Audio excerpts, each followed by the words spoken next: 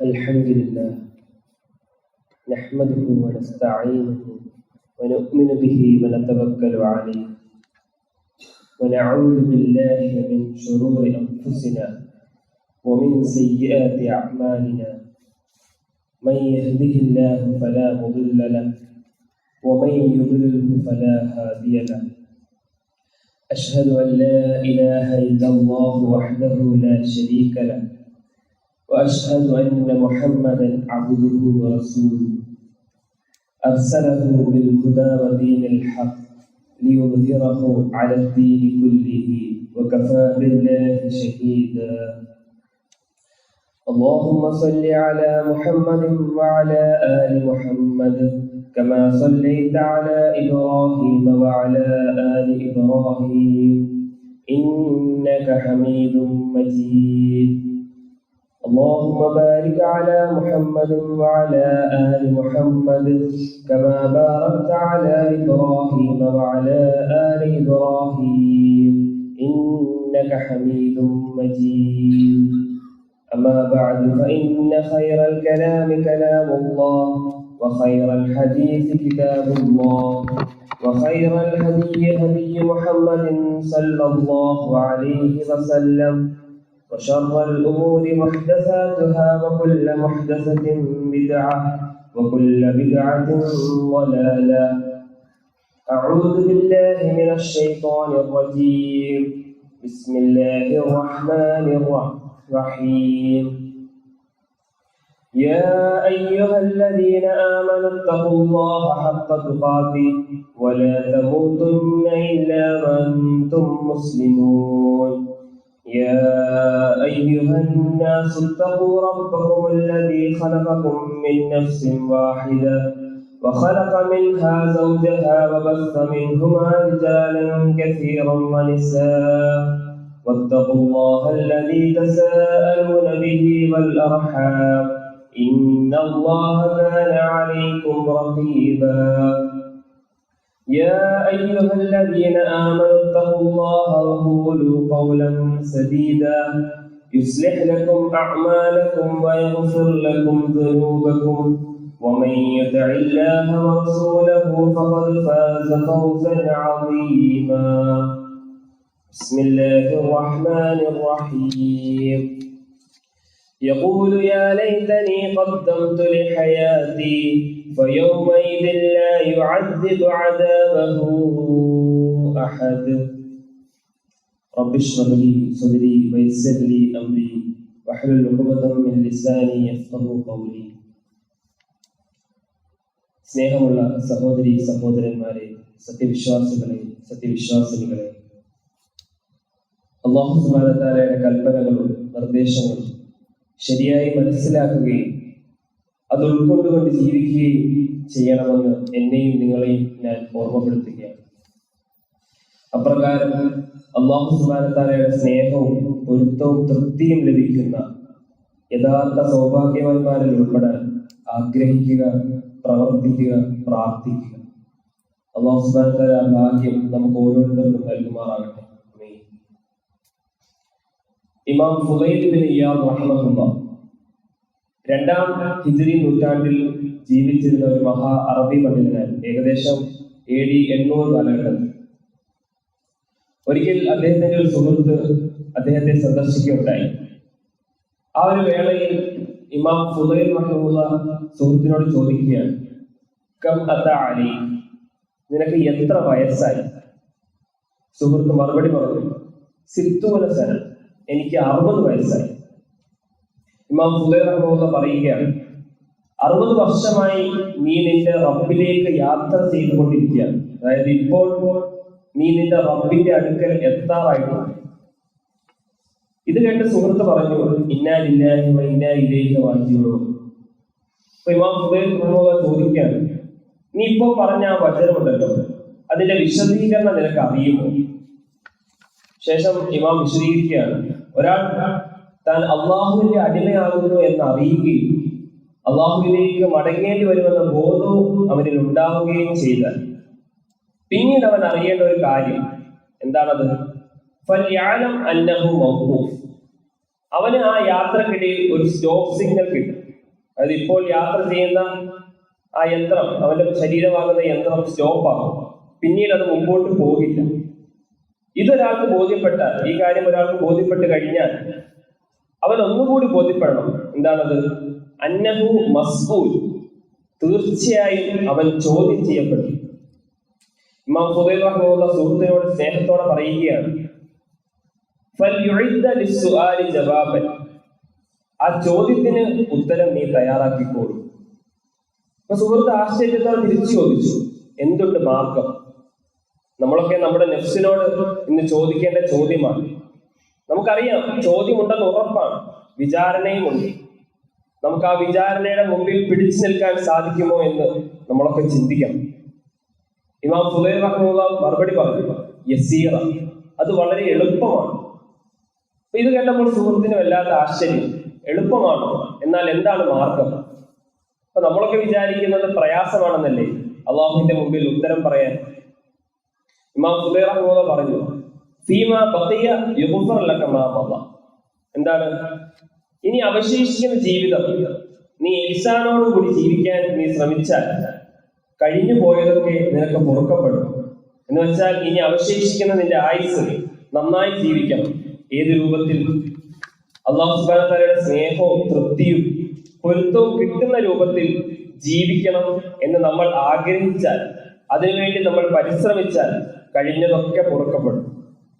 ഇമാം തുടരുകയാണ്, അല്ല, മറിച്ച് വരാനിരിക്കുന്ന ബാക്കിയുള്ള ജീവിതവും ഇതേപോലെ പന്താടി ജീവിക്കാനാണ് നിന്റെ മോഹമെങ്കിൽ നിന്റെ കഴിഞ്ഞു പോയതിന്റെ പേരിലും നിനക്ക് അവശേഷിക്കുന്നതിന്റെ പേരിലും നിന്നെ അല്ലാഹു സുബ്ഹാനഹു വ തആല പിടികൂടും. ഇമാം ഫുദൈൽ റഹിമഹുല്ലാഹ് പറയുകയാണ്, നീ അറിയണം എന്ത്? വലൽ അഅ്മാലു ബിഖവാത്തി, നിന്റെ പ്രവർത്തനങ്ങളെ പരിഗണിക്കപ്പെടുക അതിന്റെ പരിസമാപ്തിയുടെ അടിസ്ഥാനത്തിലായിരിക്കും. സമാപ്തി എങ്ങനെയാണ്, അല്ലെങ്കിൽ അവസാനം എങ്ങനെയാണ് എന്നതിന്റെ അടിസ്ഥാനത്തിലായിരിക്കും. അതുകൊണ്ടാണ് നമ്മളൊക്കെ എപ്പോഴും അള്ളാഹുവിനോട് ചോദിക്കാറില്ലേ, അല്ലാഹുമ്മ ഇന്നി അസ്അലുക ഹുസ്നൽ ഖാത്തിമ, അള്ളാഹുവേ നീ ഞങ്ങളുടെ അന്ത്യം നന്നാക്കണേ. സഹോദരങ്ങളെ, ഇന്ന് നമ്മൾ ഗ്രിഗേറിയൻ കലണ്ടർ പ്രകാരം പുതിയൊരു വർഷത്തിലാണ് എത്തി നിൽക്കുന്നത്. ഏകദേശം 2 ആഴ്ച പിന്നിട്ട് കഴിഞ്ഞു. അഥവാ ഇമാം ഫുദൈൽ റഹിമഹുല്ലാഹുവിന്റെ ഭാഷയിൽ പറയുകയാണെങ്കിൽ നമ്മുടെ അള്ളാഹുവിലേക്കുള്ള ദൂരം കുറച്ചുകൂടി അടുത്ത്. എങ്ങനെ? കുറച്ചുകൂടി അടുത്തിരിക്കുകയാണ്. ആർക്കും പിടിച്ചു വെക്കാൻ പറ്റാത്ത രീതിയിലാണ് അല്ലാഹു സുബ്ഹാനഹു വ തആല ഇത് സംവിധാനിച്ചു വെച്ചിട്ടുള്ളത്. എന്ത്? സമയം. ഇങ്ങനെ ഈ രൂപത്തിൽ ഓടിക്കൊണ്ടിരിക്കുകയാണ് സമയം. അപ്പൊ ഈ ഓടിക്കൊണ്ടിരിക്കുന്ന കാലചക്രത്തിൽ നമ്മൾക്ക് ലഭിക്കുന്ന ഏറ്റവും വലിയൊരു അവസരമാണ് ആഗതമാകുന്ന റമദാൻ മാസം. An opportunity to repent. അതായത് ഒരു റമദാൻ ഒരു മനുഷ്യന്റെ ജീവിതത്തിൽ മരിക്കുന്നതിന് മുമ്പ് ലഭിക്കുന്ന ഏറ്റവും അസുലഭമായ ഒരു അവസരമാണ്. ഒരു വിശ്വാസി എന്ന നിലയ്ക്ക് നാം വീർപ്പുമുട്ടുന്ന, അതുപോലെ തന്നെ നാം അനുഭവിക്കുന്ന എല്ലാ പ്രശ്നങ്ങൾക്കും പ്രതിസന്ധികൾക്കും നമ്മുടെ എല്ലാ ചോദ്യങ്ങൾക്കുമുള്ള ഏറ്റവും നല്ല പരിഹാരവും അതുപോലെ തന്നെ ഉത്തരവുമാണ് പരിശുദ്ധ റമദാൻ മാസം.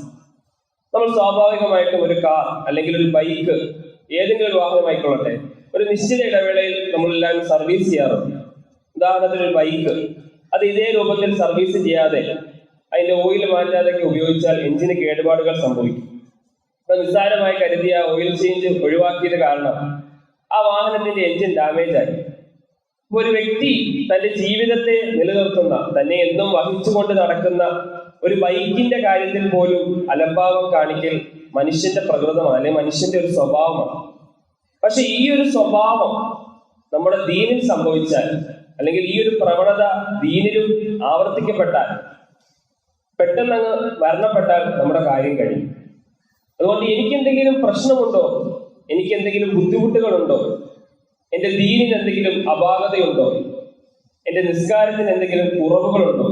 നമ്മളൊക്കെ സ്ഥിരം നമസ്കരിക്കുന്നതാണ്. ഓരോരുത്തർ 20, 30, 40 വർഷങ്ങൾ തുടർച്ചയായി നമസ്കരിക്കുന്നവരുണ്ടാകും. പക്ഷെ ഏതൊരു ഭൗതികമായ കാര്യം വെച്ച് നോക്കുമ്പോഴും ഇത്രയും വർഷത്തെ ഒരു എക്സ്പീരിയൻസ് ഉണ്ടെങ്കിൽ നമ്മൾ ആ ഒരു വിഷയത്തിൽ അഗ്രഗണ്യനായി, അല്ലെങ്കിൽ നമ്പർ 1 എന്ന് അറിയപ്പെടും. പക്ഷെ ഒരു നമസ്കാരത്തിന്റെ കാര്യത്തിൽ നമ്മൾ ഇത്രയും വർഷങ്ങൾ തുടർച്ചയായി നമസ്കരിച്ചിട്ടും നമ്മൾക്ക് ആ ഒരു പെർഫെക്ഷനിലേക്ക് എത്താൻ സാധിക്കുന്നുണ്ട്. അപ്പൊ നമുക്ക് നമ്മളെ കുറിച്ചുള്ള വീണ്ടും വിചാരം, അതിന് എല്ലാ അന്തരീക്ഷങ്ങളെയും അനുകൂലമാക്കിയിട്ട് അല്ലാഹു സുബ്ഹാനഹു വ തആല 30 ദിവസം നിശ്ചയിച്ചിരിക്കുകയാണ്. നിശ്ചയിച്ചിരിക്കുക മാത്രമാണോ? അല്ലാഹു സുബ്ഹാനഹു വ തആല ഖുർആനിൽ എന്താണ് പറഞ്ഞത്? കുതുബ അലൈക്കുമുസ് സിയാം, നിങ്ങളുടെ മേൽ നോമ്പ് നിർബന്ധമാക്കിയിരിക്കുകയാണ്. അതുപോലെ നമ്മൾ പലപ്പോഴും ചെയ്യുന്ന കാര്യമാണ് റമദാൻ വന്നിട്ട് മാറാം എന്നൊരു ചിന്ത. പാടില്ല സഹോദരന്മാരെ. മാറാൻ തീരുമാനിച്ചവർക്ക് വേണ്ടിയാണ് റമദാൻ വരുന്നത്. അതുകൊണ്ട് നമ്മൾ ഇപ്പോൾ തന്നെ തുടങ്ങേണ്ട ചില തയ്യാറെടുപ്പുകളുണ്ട്. ഒന്നാമതായി ഖുർആനുമായുള്ള ബന്ധം ദൃഢപ്പെടുത്തുക. ഷഹ്റു റമദാൻ അല്ലദീ ഉൻസില ഫീഹിൽ ഖുർആൻ, ഖുർആൻ അവതരിച്ച മാസം കൂടിയാണ് റമദാൻ. ഇമാം ഇബ്നു തൈമിയ്യ റഹിമഹുല്ലാഹ് പറയുകയാണ്, ഹൃദയം ഖുർആനോട് ബന്ധപ്പെട്ട് കഴിഞ്ഞാൽ അത് പിന്നെ വഴിതെറ്റില്ല. അതിനാൽ നമ്മൾ ഇന്ന് തന്നെ നിയത്തെടുക്കണം. ദിവസേന അറ്റ്ലീസ്റ്റ് ഒരു പേജെങ്കിലും മിനിമം പാരായണം ചെയ്യുകയോ അല്ലെങ്കിൽ അതിന്റെ വിശദീകരണം വായിക്കുകയോ പഠിക്കുകയോ ചെയ്യണം. അതുപോലെ തന്നെ രണ്ടാമതായ കാര്യം നമസ്കാരം ശരിയാക്കണം. അപ്പൊ ഈ ഒരു കാര്യത്തിൽ നമുക്ക് റമദാൻ വന്നിട്ട് മെച്ചപ്പെടുത്താം എന്നൊരു ചിന്ത നമ്മുടെ മനസ്സിൽ കടന്നുകൂടാതെ പാടില്ല സഹോദരന്മാരെ. കാരണം നമസ്കാരം ശരിയായവർക്കാണ് റമദാൻ ഫലപ്രദമാകുന്നത്. ഇപ്പോഴേ നമ്മൾ തുടങ്ങണം.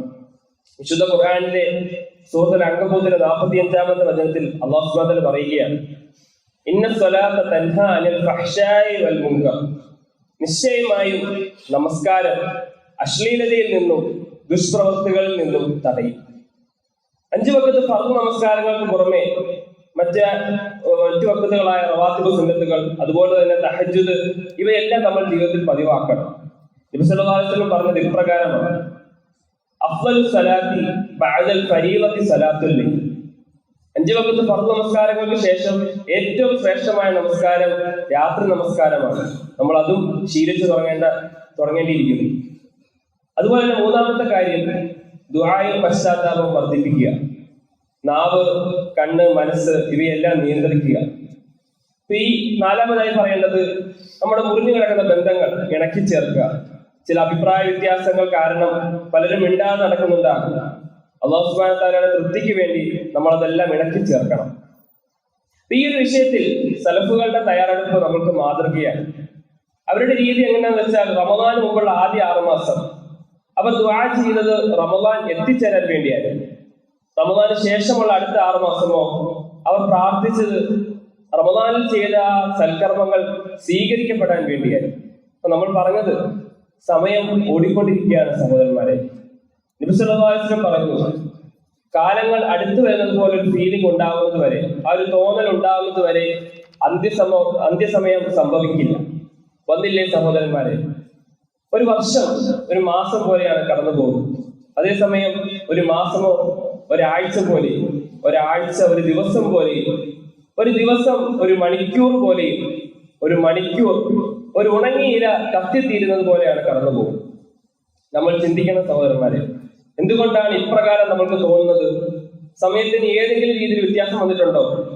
ഒരു ദിവസം ഇപ്പോഴും 24 മണിക്കൂർ തന്നെയാണ്, ഒരാഴ്ചയിൽ 7 ദിവസം തന്നെയാണ് ഇപ്പോഴും.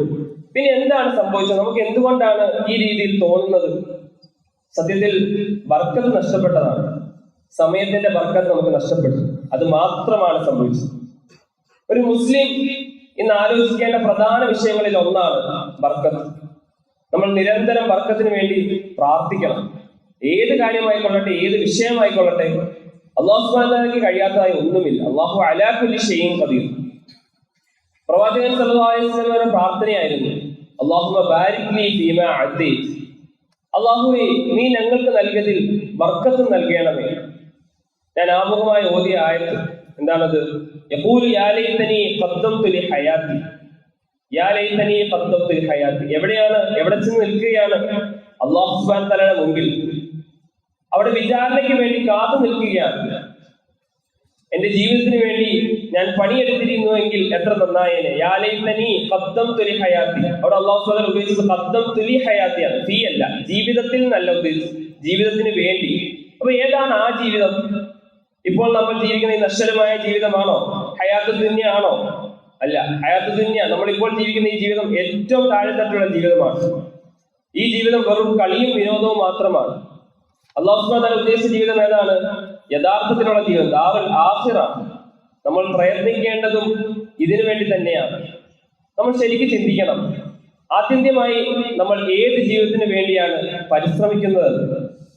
അല്ലാഹു സുബ്ഹാനഹു വ തആല ചിന്തിച്ചു മടങ്ങുവാൻ നമുക്ക് ഏവർക്കും തൗഫീഖ് നൽകുമാറാകട്ടെ. وأقول قولي أستغفر الله لي ولكم فاستغفروه إنه هو الغفور الرحيم.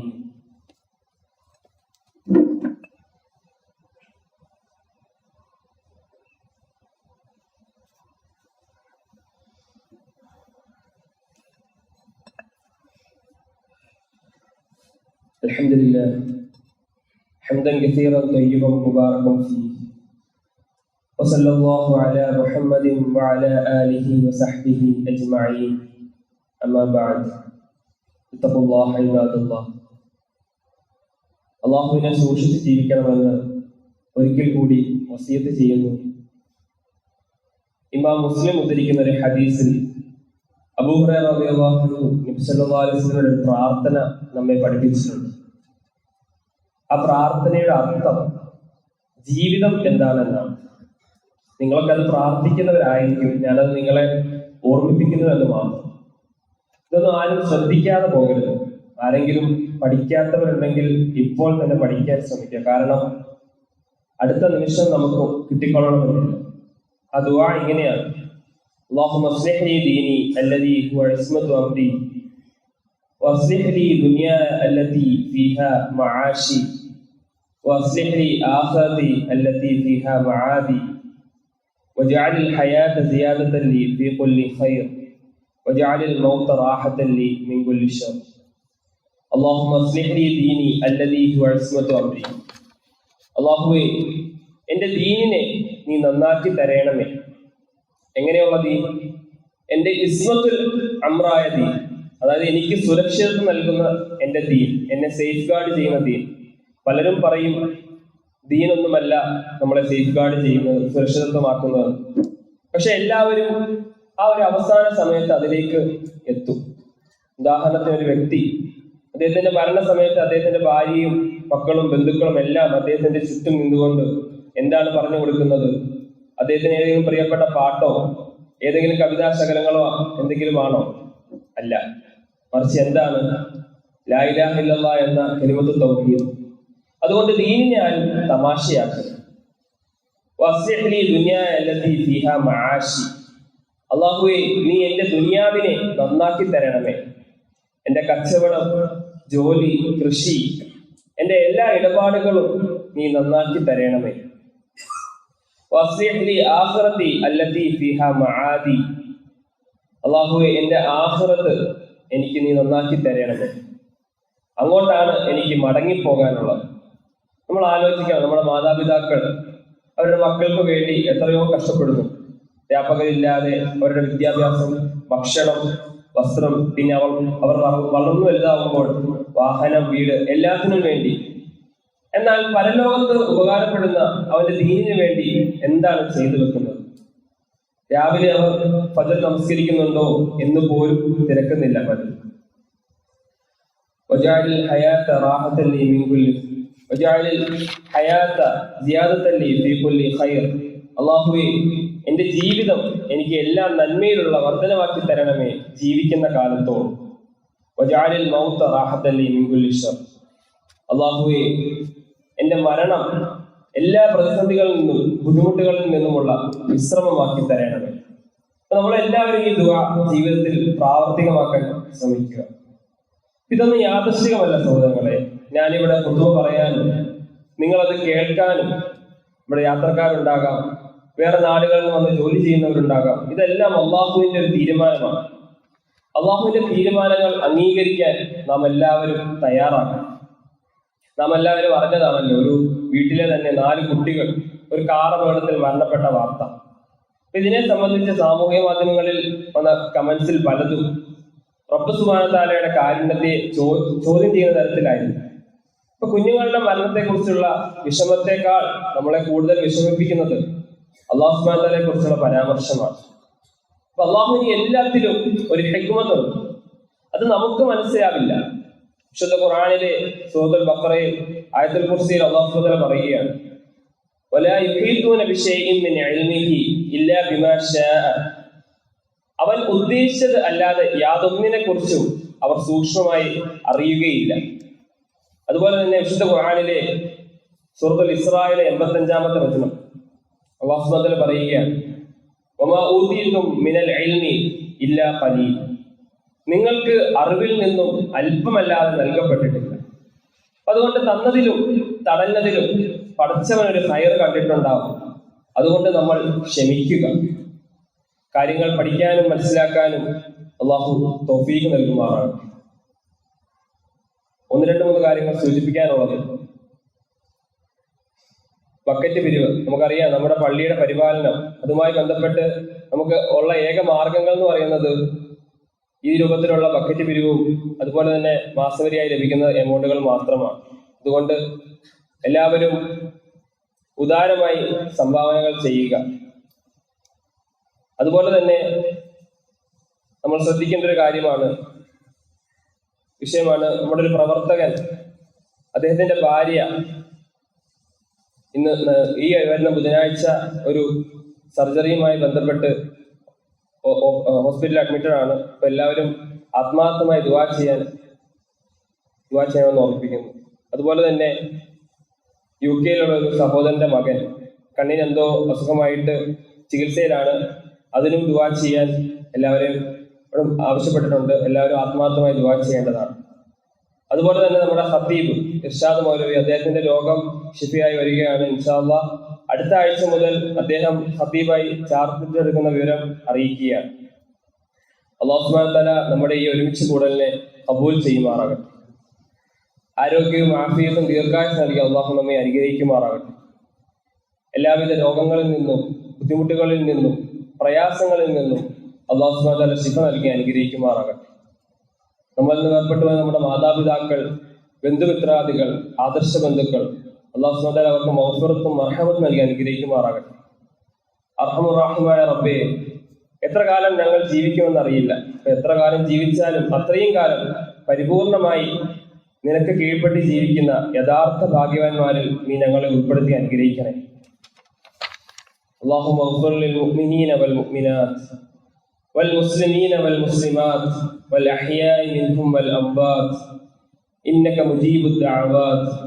ربنا اغفر لنا ولإخواننا الذين سبقونا بالإيمان ولا تجعل في قلوبنا غلا للذين آمنوا ربنا إنك رؤوف رحيم. اللهم أجرنا من النار، اللهم أجرنا من النار، اللهم أجرنا من النار. توفنا مسلمين والحقنا بالصالحين. ربنا آتنا في الدنيا حسنة وفي الآخرة حسنة وقنا عذاب النار. ربنا تقبل منا إنك أنت السميع العليم وتب علينا إنك أنت التواب الرحيم. آمين آمين برحمتك يا أرحم الراحمين. وسلام على المرسلين والحمد لله رب العالمين.